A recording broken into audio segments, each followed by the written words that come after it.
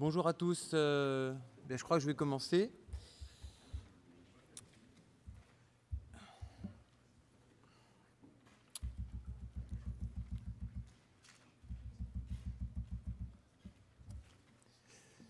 Bonjour. Alors, en fait, on va commencer une conférence autour des enregistrements. Je tiens à remercier les organisateurs des JSM de cette invitation pour cette conférence. Cette conférence, ça va se dérouler de façon assez classique avec des illustrations.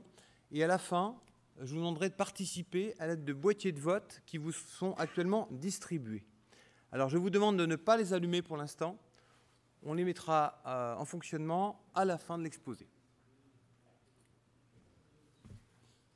Alors, je vais commencer peut-être par me présenter. Je m'appelle Bruno Gazangel, je suis enseignant-chercheur à l'Université du Maine au Mans. Cette conférence préparée avec un collègue qui s'appelle Manuel Melon, qui devait présenter la conférence, mais finalement il est à Los Angeles dans un congrès.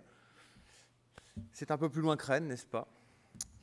Mais j'ai le plaisir de jouer de la musique avec quelques collègues musiciens après, donc c'est pour moi un grand plaisir d'être là. Alors, peut-être une brève présentation du laboratoire. Je travaille dans un laboratoire de 140 personnes à peu près, laboratoire d'acoustique de l'Université du Maine, environ 60 chercheurs permanents, 40 doctorants.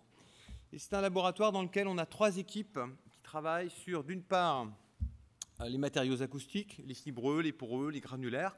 On étudie la propagation des ondes dans ces objets. Deuxième équipe qui travaille sur les transducteurs, donc tous les objets qui vont convertir une énergie en une autre énergie. Ça peut être des haut-parleurs, donc on convertit de l'acoustique en électrique. Ça peut être des systèmes thermoacoustiques, on convertit de l'acoustique en chaleur ou réciproquement. Et puis, troisième équipe qui travaille sur la propagation des ondes dans ce qu'on appelle les guides et les structures. On a un exemple ici de la thématique qui m'intéresse, moi, l'acoustique musicale, et qui, d'ailleurs, vous verrez, est en relation forte. Moi, je fais mes recherches en acoustique musicale avec Alberto Munoz, qui va présenter la prochaine conférence. Tout ça pour vous dire que la conférence que je vais vous donner maintenant n'a rien à voir avec mes travaux de recherche, n'a rien à voir avec ce qui se fait au laboratoire. C'est une conférence, je dirais, grand public, d'initiation à la chaîne audio. C'est une conférence que typiquement on pourrait donner à des étudiants dans une UEL, comme on appelle chez nous, une unité d'enseignement libre. Voilà. Alors, de quoi va-t-on parler aujourd'hui? Eh bien, voilà, on va parler de visualisation, enregistrement, reproduction. Comment peut-on voir, enregistrer et reproduire un son? On va petit à petit venir dans les supports d'enregistrement. Comment peut-on stocker un son sur un support? Et puis, je dirais que là, on est encore au XXe siècle. On va passer au XXIe siècle, où là, on parlera de façon extrêmement rapide de la notion de réduction du débit pour arriver aux supports audio qui sont actuels. Je ferai de cette façon une petite synthèse pour vous expliquer comment on passe de la cire au nuage. Et c'est dans cette dernière partie que vous serez acteur et que vous pourrez voter. Alors, on y va, c'est parti. Comment peut-on visualiser un son? Alors, la première expérience qu'on voit qui est extrêmement simple, c'est celle-ci, ça marche, voilà, ça marche. Si vous voulez visualiser un son, vous prenez une bougie, elle marche très mal parce que c'est un petit... Voilà. Et vous observez la flamme qui va osciller sous l'effet du son. C'est la première façon, peut-être la plus simple. Deuxième façon pour observer un son, c'est pas réellement d'observer un son, mais c'est d'observer la forme que va prendre l'onde dans certaines configurations. On est ici sur une expérience à droite très très classique, le tube de Kundt, un tuyau dans lequel on met des particules de lycopodium qu'on peut acheter en pharmacie ou de polystyrène, et qui à certaines fréquences particulières, dites fréquences de résonance, vont montrer ici le champ de vitesse. Donc on aura un maximum de vitesse. Si maintenant j'augmente la fréquence, que je passe à la deuxième fréquence de résonance, alors on va voir ça. Alors ce phénomène de fréquence de résonance qu'on observe ici avec des particules de polystyrène, eh bien on va vous le montrer tout à l'heure lors du concert d'Euphonius, où on fera des extraits de concerts scientifiques, et on fera cette même démonstration à l'aide d'une corde, cette fois-ci. Je suis allé un peu vite, excusez-moi. Une autre façon de voir un son, c'est d'utiliser les figures de Chladni.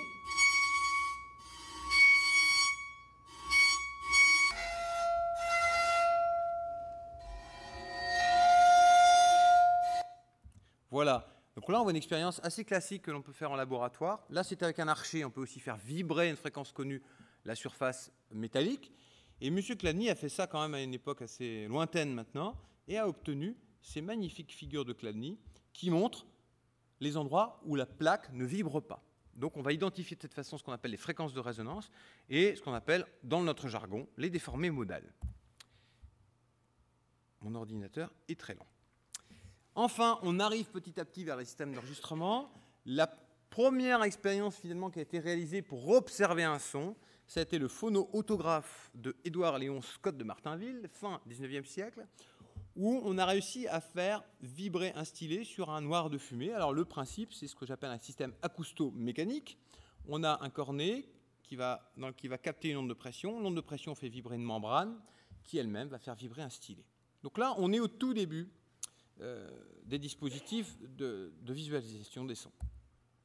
Maintenant, c'est bien de voir, mais c'est mieux d'enregistrer et de reproduire. Alors pour ça, je vais faire une petite présentation générale des différentes méthodes usuelles qu'on peut trouver pour enregistrer et reproduire. On divise généralement ces méthodes en deux familles, les méthodes analogiques et les méthodes numériques. Je commence par les méthodes analogiques de façon extrêmement rapide. Je vous donne simplement les principes. La méthode analogique, ça consiste à considérer une information sonore. J'ai représenté ici par exemple un son pur, le sinus, comme ça. Si j'ai un son pur qui peut être produit typiquement par un diapason à 440 Hz, vous mettez un microphone devant un diapason, vous enregistrez et vous stockez cette information sur un support. J'ai trouvé ici un exemple d'image qui montre un support de type disque vinyle et on voit parfaitement que pour un son pur, on va graver des sillons qui finalement ont exactement la même forme que ce son. Alors, ce qu'il faut noter, c'est que le son, c'est une information qui va varier en fonction du temps. Et sur l'objet physique que l'on va graver, on va avoir une information qui varie en fonction de l'espace. Et comme l'objet va tourner, on va convertir cette notion d'espace en notion de temps, grâce à la vitesse. Alors finalement, qu'est-ce qu'on voit? On a une analogie directe de la forme d'onde, ici, avec la gravure sur le disque. Et c'est pour ça qu'on parle de système analogique. Il y a vraiment analogie directe entre les deux systèmes. Alors, on a parlé du premier dispositif de visualisation des sons. Alors, en 2008, une équipe de recherche a ressorti cette première visualisation de Scott de Martinville et par une lecture optique a extrait le signal sonore qui avait été enregistré. Alors, je vous fais écouter ça.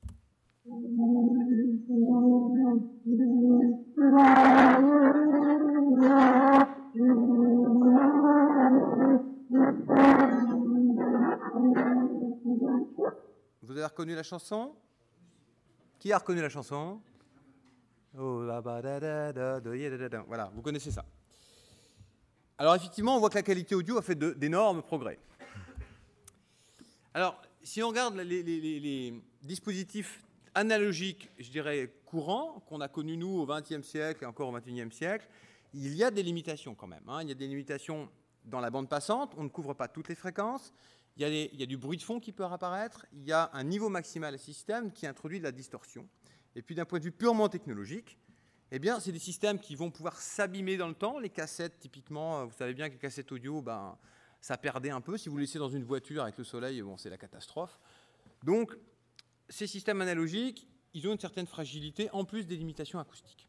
Alors, je voudrais vous faire, justement, écouter quelques exemples, pour bien entendre ce que sont ces limitations acoustiques, quelques exemples des défauts classiques qu'on peut trouver. J'ai pris un son original sur mon ordinateur, d'ailleurs, donc il n'est pas du tout analogique, mais peu importe.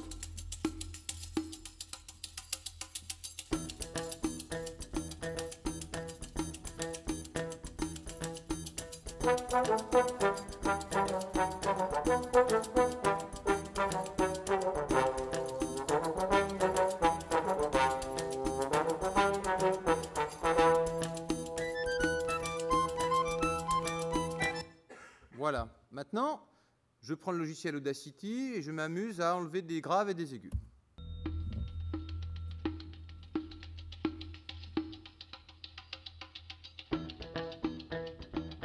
Un filtre type radio à modulation d'amplitude, AM radio.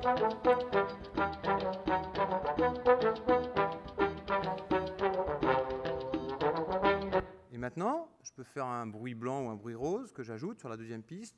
Je sauve tout ça, ça donne ça. et je simule le bruit de souffle. Vous l'entendez?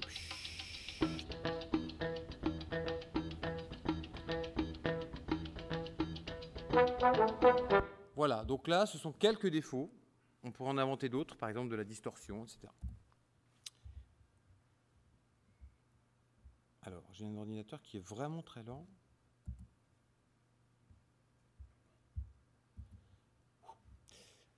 On va passer maintenant à la deuxième famille, les méthodes numériques. Donc, ils sont un peu plus d'actualité, je pense. Quand on a un signal analogique, dont on a parlé tout à l'heure, donc l'analogue d'une forme, on va dire de la forme d'un signal temporel, excusez-moi pour les gros mots, on a, de point de vue théorique, une infinité d'informations. Donc on ne peut pas stocker ça sur un système numérique. Il va falloir prendre une quantité finie d'informations. Alors pour prendre une quantité finie d'informations dans un signal analogique, une courbe qui est continue, définie en tout point du temps ou de l'espace, on va devoir couper en tranches. On va prendre des petits morceaux, et c'est ce qu'on appelle la discrétisation.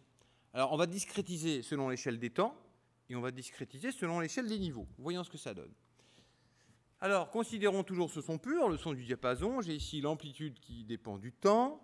Si je discrétise selon l'axe des temps, je vais considérer uniquement les petits bâtons. C'est-à-dire que j'ai une connaissance de l'information à ce temps-là, mais pas entre les deux. Si maintenant j'ai besoin d'avoir un vrai signal numérique, j'ai besoin de couper l'information en tranches dans le plan selon l'axe vertical, et c'est ce qu'on appelle cette fois-ci la quantification. Alors ce que je vous propose, c'est que maintenant on regarde un petit peu quels sont les effets de ces deux actions sur un signal. Alors juste avant ça, si on considère un synoptique de stockage ou de restitution d'un système numérique, qu'est-ce qu'on a? On parle d'un système analogique, on va numériser, donc couper en tranches dans les deux axes. On va effectuer un codage de canal qui va organiser les informations d'une façon pertinente pour les ranger correctement. Ça permet de passer dans un canal, par exemple Internet, le 3G, ou de passer sur un stockage, par exemple le CD. Et quand on va devoir lire ces informations, on va décoder, éventuellement corriger des erreurs qui peuvent être induites par le canal ou le support. On va faire l'opération inverse, donc on va convertir le numérique en analogique, et on espère retrouver un signal analogique qui est proche de l'audio. Parce que quand on va faire chanter les casques, les haut-parleurs de vos casques ou les haut-parleurs des enceintes qui sont ici, aujourd'hui, on est obligé d'alimenter avec un signal analogique. Les haut-parleurs numériques sont en voie de développement, on est en train de les travailler dessus, mais ce n'est pas encore commercialisé. Alors, je reprends les deux actions, repliement, quantification. Et je vais illustrer très rapidement l'effet de ces deux actions. Premièrement, l'échantillonnage. Je coupe selon l'axe des temps, comme ça. Donc, je prends un intervalle que j'ai appelé delta TE, comme delta période d'échantillonnage, et je prends une information à chaque cercle. Alors, ce que l'on dit, c'est que quand on fait ça, il faut vraiment respecter le théorème de Shannon ou Crittenden-Nyquist, qui dit que je dois faire en sorte que le nombre de fenêtres comme ça pour une seconde, c'est-à-dire que c'est la fréquence d'échantillonnage, doit être plus grand que 2 fois la fréquence maximale du son échantillonné. C'est-à-dire qu'on doit échantillonner à une fréquence qui est plus grande que 2 fois le son le plus aigu. Alors en pratique, pour faire ça, quand vous avez un son qui est très large en fréquence, on va le couper avec un filtre anti-repliement, et là ça marche.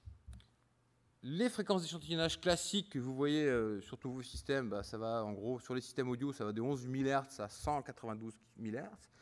Et on peut avoir d'autres valeurs, soit pour la téléphonie, soit pour la mesure. Je voudrais passer un tout petit peu de temps à vous faire écouter des illustrations de cette notion de repliement. Donc là, je vais représenter ici un signal qui fait ce que j'appelle un chirp. Je le représente dans un plan où là, je remonte la fréquence en fonction du temps. Donc on a clairement un son qui devient de plus en plus aigu. La fréquence maximale est de 10 000 Hz et l'échantillonnage sera à 20 000 Hz. Je respecte tout juste la loi, le critère que je dois respecter. Écoutons.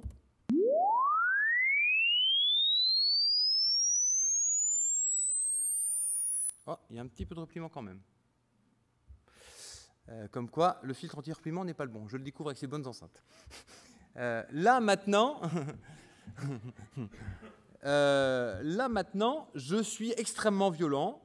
Je dis, tiens, je devrais échantillonner ici, vous voyez, à 20 000. Et bien, au lieu d'échantillonner à 20 000, je vais échantillonner à 10 000. Donc je ne peux plus considérer théoriquement que des fréquences comprises entre 0 et 5000. Donc le petit bout de son qui était là, il va se replier, il va faire par effet miroir, on va le trouver là. Qu'est-ce que ça donne ?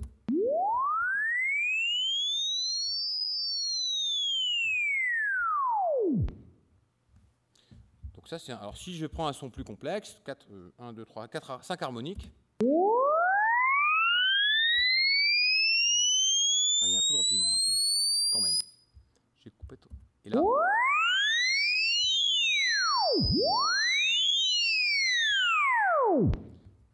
Donc voilà, donc si vous ne faites pas attention avec les règles du numérique, on va vite faire n'importe quoi. Deuxième opération, je coupe aux tranches selon l'axe vertical, la quantification. Donc cette fois-ci, je veux approximer la courbe bleue par des valeurs qui sont comprises sur les traits bleus. Donc forcément, je vais avoir des points noirs ici, et l'écart entre le point noir et la courbe bleue, ça va faire ce qu'on appelle un bruit de quantification, qui est audible si c'est mal géré. Alors quand on fait ça, qu'est-ce qu'on fait finalement ? On quantifie en général sur des nombres de valeurs qui sont en 2 puissance n, et c'est pour ça que bien couramment, on va quantifier sur 16 bits, ce qui correspond à 65 536 valeurs. Quand je quantifie avec 2 résolutions différentes, voilà ce que je trouve. Une quantification de 16 bits, donc 65 536 valeurs, j'ai la courbe rouge, mais ce sont des valeurs séparées. Et par contre, si je quantifie avec 3 bits de résolution entre 0 et 7, regardez, là j'ai la courbe bleue. Donc on voit bien que si j'écoute bleu, je n'entends pas rouge. C'est joli, n'est-ce pas ? Alors, puisqu'on est dans la quantification, on va faire l'exemple tout de suite. On écoute un signal audio pris du CD de l'AES, Audio Engineering Society, dans lequel il y a plein de démos comme ça. On prend un signal de piano qu'on a quantifié à 16 bits, 15, 14, et puis on descend jusqu'à 1 bit. Écoutez, c'est très joli au début et à la fin.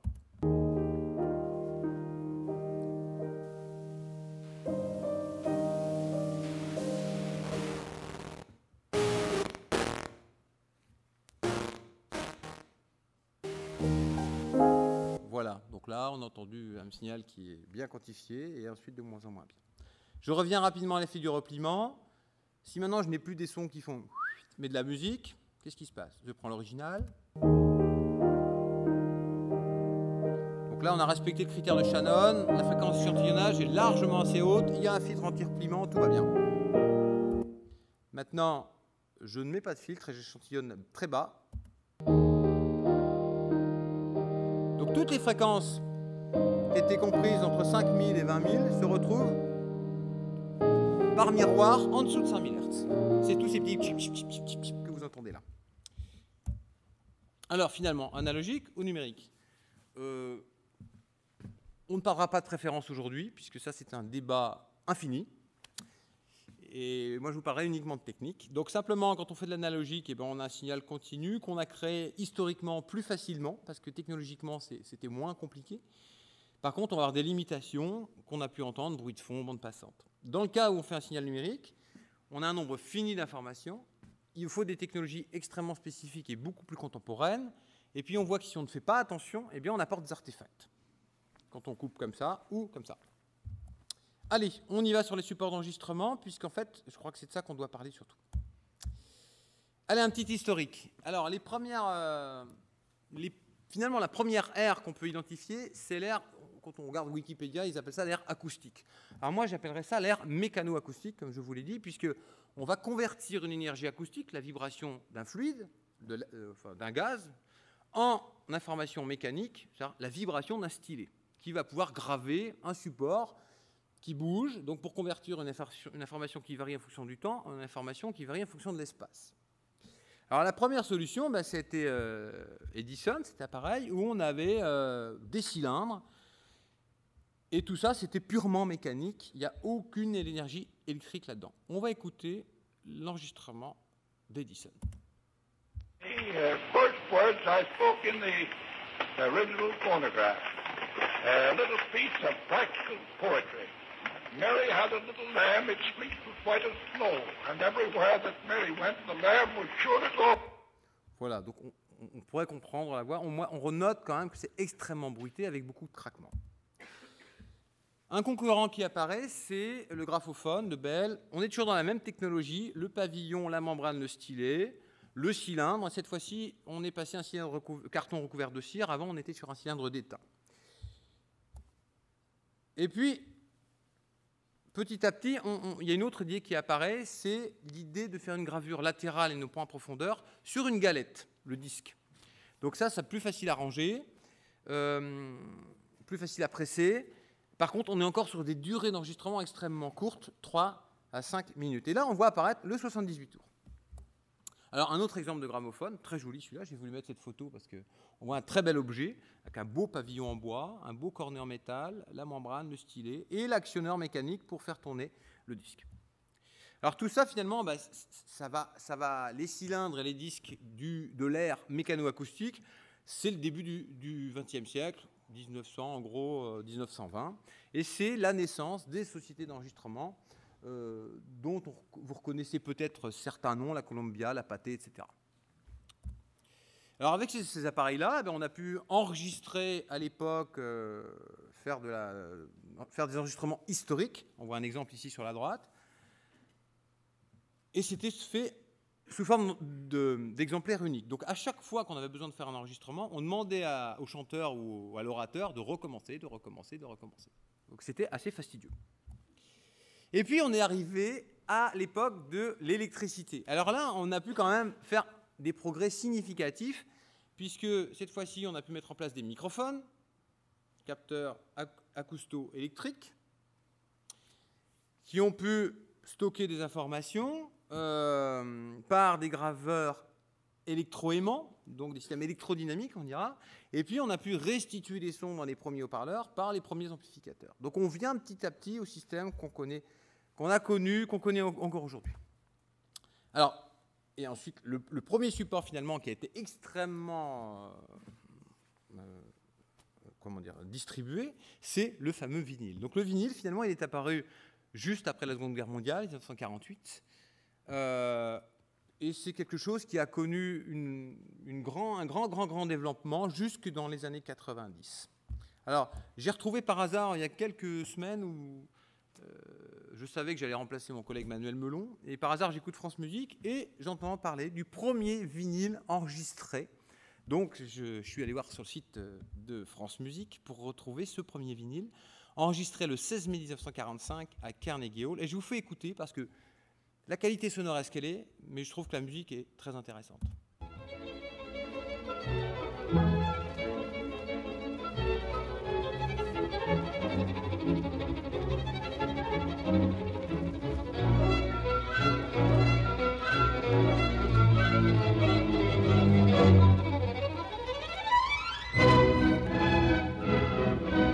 On va pas tout écouter, mais je trouve que le violon est intéressant à écouter. C'est pas de la science, c'est de la musique. Alors, on continue. Là, ce qui est intéressant, c'est de voir une photographie faite au microscope des différents types de sillons qu'on a pu obtenir sur les différents supports. Alors à gauche, le fameux cylindre d'Edison. On voit des sillons fins avec de nombreux défauts ici, ce qui va expliquer probablement ce qu'on entend, tous ces défauts-là. Sur le 78 tours, qu'est-ce qu'on voit? On voit des sillons beaucoup plus larges. Donc on ne maîtrise pas encore la gravure fine. Donc si vous avez une galette de taille donnée, plus le sillon est large, moins vous mettez d'informations. Donc le disque est de courte durée. Et puis on arrive enfin à ce qu'on appelle nous le 33 tours, le vinyle, et ce qui s'appelle le LP Long Play en anglais, où on voit clairement ici des sillons beaucoup plus fins. Et là sur cette image, on voit bien qu'il y a indiqué le mouvement latéral dont je vous avais parlé au début. Alors finalement, le vinyle, jusque dans les années 90, il a marché énormément, on va le voir bientôt. Mais quand même, je pense, d'un point de vue technologique, la technologie numérique a avancé, a fait beaucoup de progrès, et on avait envie de faire technologiquement mieux que le vinyle. Alors, néanmoins, si on regarde quand même les ventes de vinyle, c'est intéressant de voir que l'essor, le maximum, c'est 1980, à peu près ici.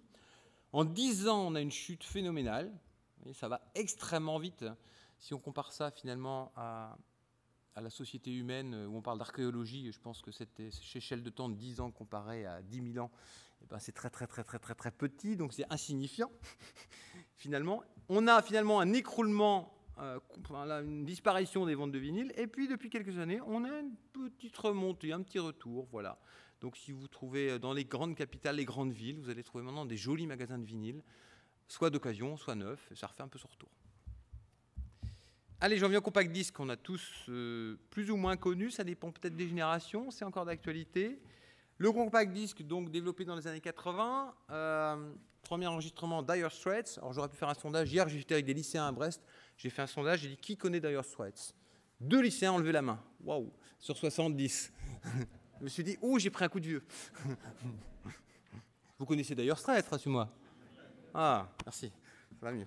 Voilà, donc qu'est-ce qu'on voit ici? On voit finalement une mise en parallèle des ventes de vinyle, ici, 80-90, la chute vertigineuse, et la croissance exponentielle de la vente de CD. Alors, je ne sais pas si cette courbe-là, c'est un modèle ou une mesure, elle me paraît un peu trop théorique. Quand on compare le CD et le vinyle, qu'est-ce qu'on voit? On voit qu'on peut jouer beaucoup plus longtemps, 74 minutes au lieu de 32 minutes par face. On voit qu'on pourrait mettre beaucoup plus de chansons, 20 000 au lieu de 1000. Et puis si on va un peu plus loin dans les caractéristiques techniques, donc si on fait une comparaison uniquement technique, et non pas subjective, uniquement technique, on va avoir une bande passante plus élevée, on restitue mieux les basses, moins d'erreurs sur la bande passante, un écart de 0,5 décibels contre 3 dB pour le vinyle, et puis globalement des meilleures performances techniques. Mon chairman me fait signe que c'est bientôt l'heure, donc je vais aller très vite ici pour qu'on puisse faire le test. Rapidement, aujourd'hui, au XXIe siècle, la musique, c'est plus le CD, c'est plus le vinyle, c'est plus trop la chaîne hi-fi, sauf peut-être pour les gens de ma génération qui aiment bien écouter sur la maison, mais on va quand même vers une écoute individuelle, au casque, avec le téléphone, et en écoutant des MP3 pour passer dans le 3G, voire le 4G bientôt. Donc tout ça, ça veut dire qu'il va falloir passer des informations numériques dans des canaux. À l'époque, dans les années 90, ces canaux, ils n'étaient pas aussi performants qu'aujourd'hui, ils avaient très peu de débit. Donc à cette époque-là, on s'est dit, bon, comment faire pour distribuer du son numérique dans des canaux qui ont des tout petites sections de passage, en gros qui ont très peu de débit? Eh bien, il va falloir garder une qualité audio en enlevant de l'information, en comprimant. Alors comment on fait ça? J'y vais très vite. On utilise les propriétés de masquage du système auditif. On a entendu parler tout à l'heure de tonotopie, de la cochlée, notamment de la membrane basilaire, je crois. Je ne vais pas vous en reparler. Simplement, on dit que si on a un son, par exemple, de 1,2 kHz ici, qui est joué à un niveau de 100 dB, il va créer une courbe enveloppe qui est là. Et tout son compris sous cette courbe enveloppe ne sera pas entendu par le dispositif d'écoute humain, l'oreille et le cerveau. Donc, tous les sons qui sont cachés là-dessous, on va pouvoir leur casser la figure et les rendre beaucoup moins encombrants en taille. Alors, de cette façon, qu'est-ce qu'on fait? On prend un signal numérisé, on fait une analyse fréquentielle par bande. Alors, le modèle psychoacoustique donne 24 bandes en général. On met en place le modèle perceptif, et là, on casse la figure à tous les sons qui servent à rien.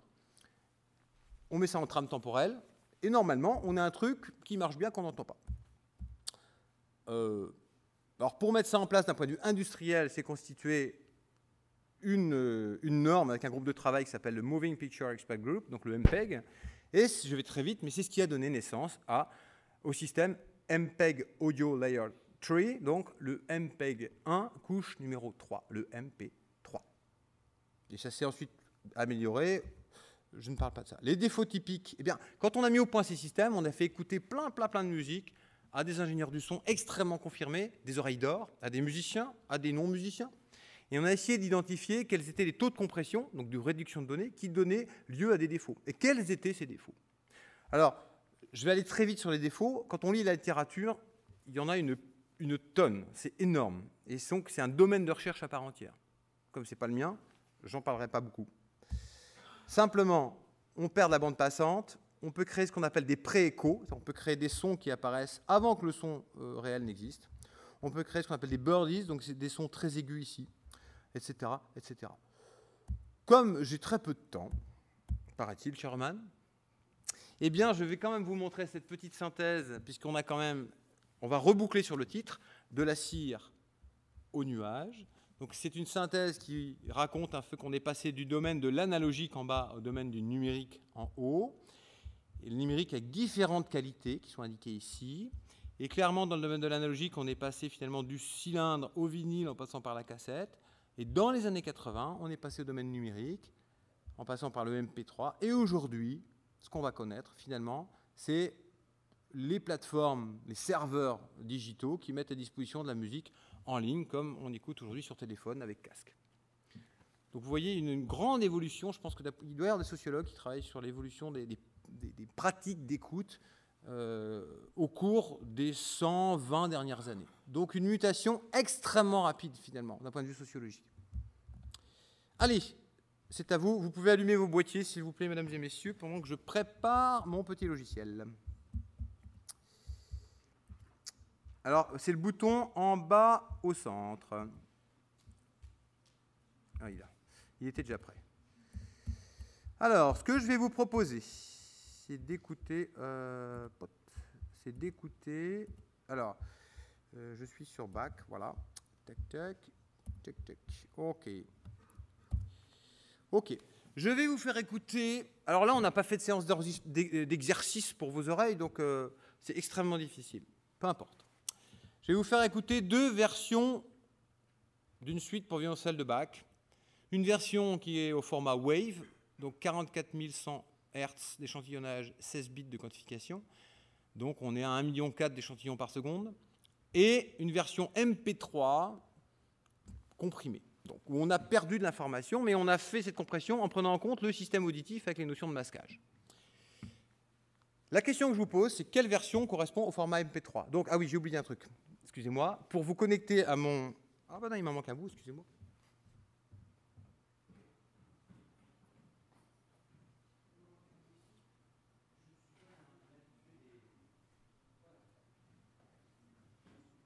Vous avez les émetteurs, mais je n'avais pas le récepteur. Voilà, j'installe mon récepteur, ça sera beaucoup plus... Normalement, ça devrait fonctionner quand même beaucoup mieux avec un récepteur, n'est-ce pas ? Voilà. Je vais voir si je reconnais mon récepteur. Alors, on va aller voir ça tout de suite. Excusez-moi, je ne pratique pas extrêmement souvent ces objets-là.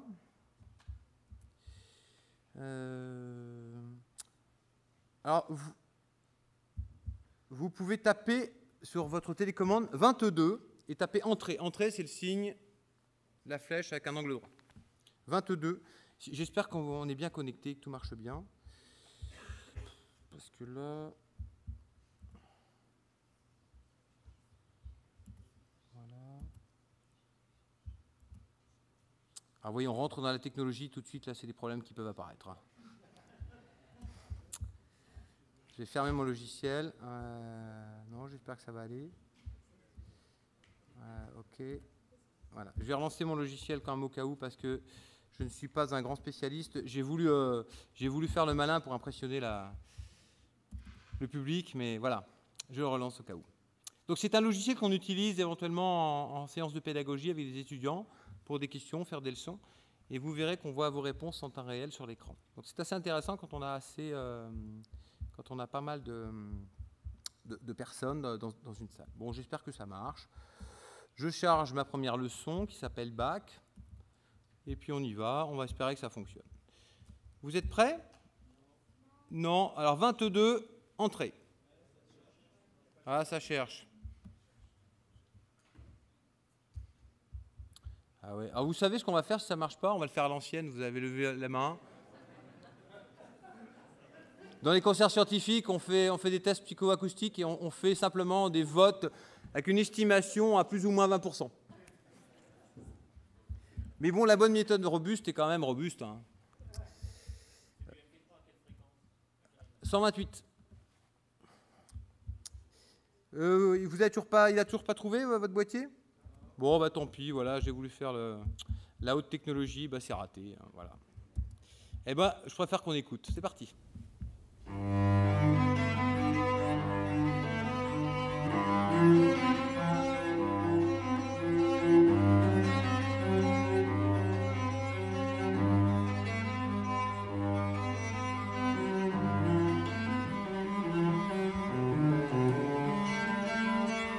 Je ne mets pas trop. Suivant.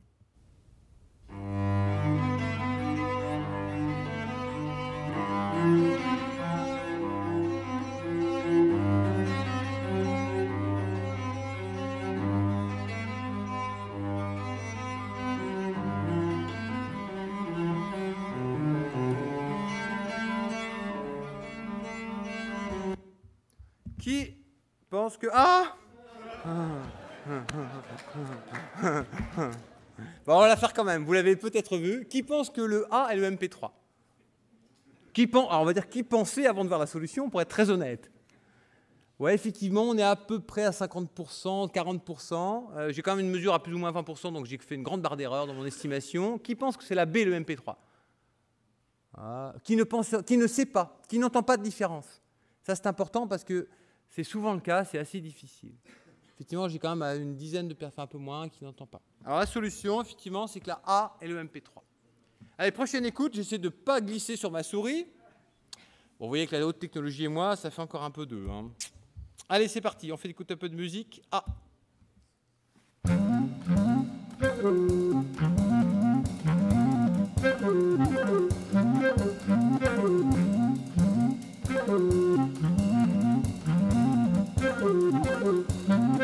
Écoutez bien les impulsions, les cymbales.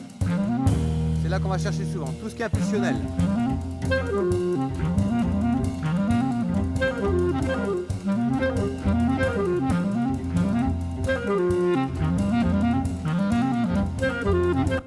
La B.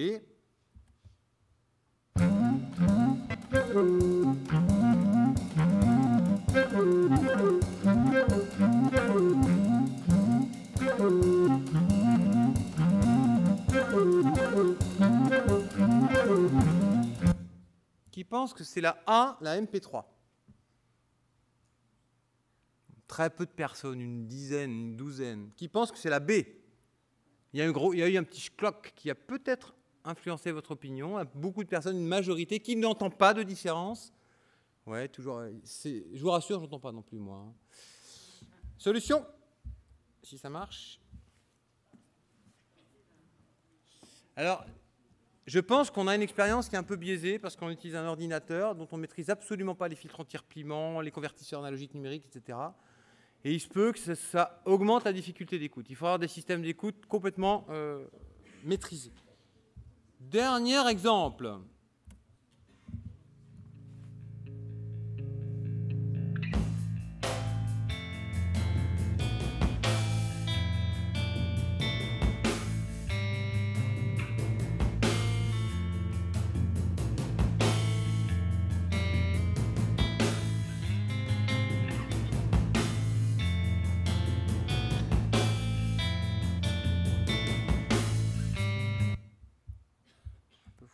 Oh, c'est pas vrai. Ben voilà, vous l'aurez.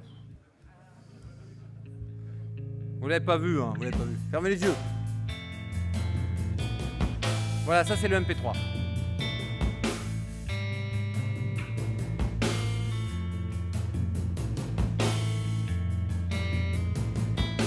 Alors, est-ce qu'honnêtement, vous avez entendu une différence?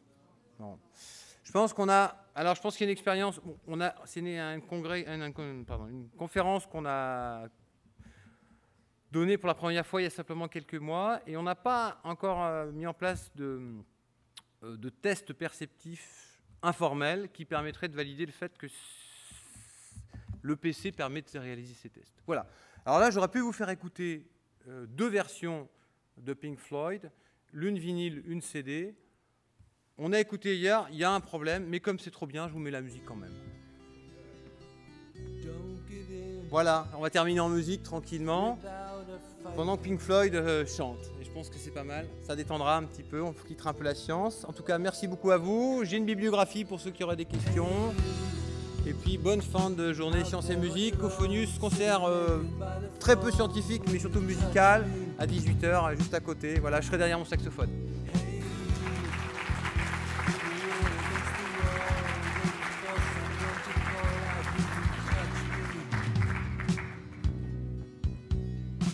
Pendant Pink Floyd, on peut aussi poser quelques questions si vous souhaitez. Oui.